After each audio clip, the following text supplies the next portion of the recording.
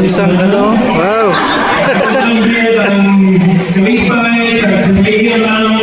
Sa ano guys, no? Wala mag-Ilonggo.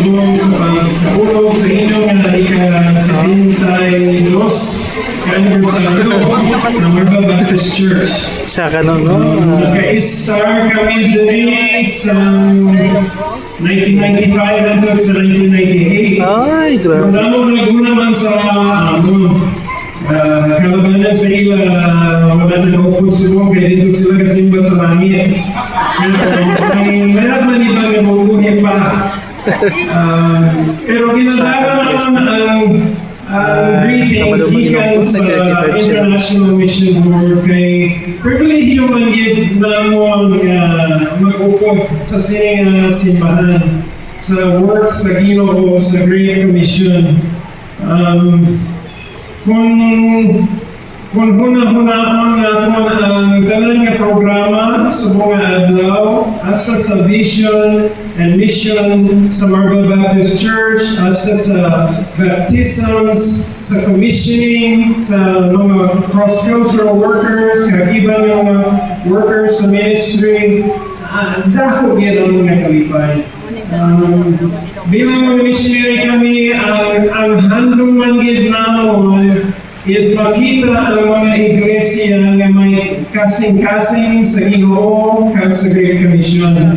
Simbadon siya kag ipadala ang mga missionary ipalatnag ang mayong balita sa Jerusalem, Judea, Samaria, and to the ends of the earth. So, kung nandiyan ang mga tagipusoon, subong nga aga pag-upod man yun sa inyo sa siningang okasyon kag pagkita nabigyan ang maratas sa Marble Baptist Church, pero mas glorioso pagid, mas mahimahayaan pagid ang wasdamlag sa Marble Baptist Church, di ba? So nalayaw niya ang Ginoo kag God bless you. God bless you. Kita guys na kabalo mag-Ilonggo, no? Tapos na grabe na ang Ginoo gid. Naman si tatay at si nanay yung dealer. Ang dealer na doon bata, nag-assign sa atin sa duties. The other one is your longest serving Bible woman. And the other one is the surviving daughter of Salvacion Fernandez. I'm referring to Mrs. Sonia Silvor. Una-una si Madam Burgess, she is in the US. Good morning sa inyo naman mula sa Marble Baptist Church, Marbella, South Cotabato. Nagapangibulahan ako sa inyong 72nd Church Founding Anniversary. Naging worker ninyo ako, paganahan ko si Virgie Pinesa Docteo.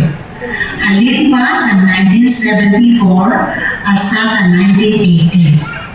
Dalaga pa ako, nag-abroad ko dira sa inyo, at ang mubig na ang primero ko ng ministry after ako nag-graduate sa seminary 1974 sa Baguio. Nakugit ang experience niya, nagdadayo-git, nagkapasalamat ako sa Ginoo. Sa kaigayon nga, na nanging worker niyo ako.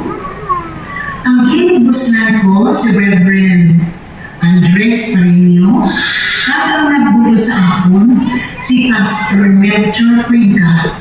Sila tanan na nag-work na at na sa Ginoo. Kag ako na lang ang nabilin hasta subo.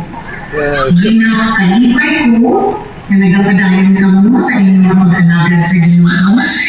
Nag-challenge siya ako, nag-ahangkat sa inyong tanan. Hindi ka mo magpunta sa inyong pag-alaga at sa inyong pagtuo. Dira kay Kristo Jesus. Ang bersikulo ay bilin ko sa inyo makita sa 1 Corinthians 15:58. Therefore, my beloved brethren, be steadfast, immovable, abounding in the work of the Lord, knowing that your labor in the Lord is not in vain. To God be all the glory. Happy church anniversary one and all.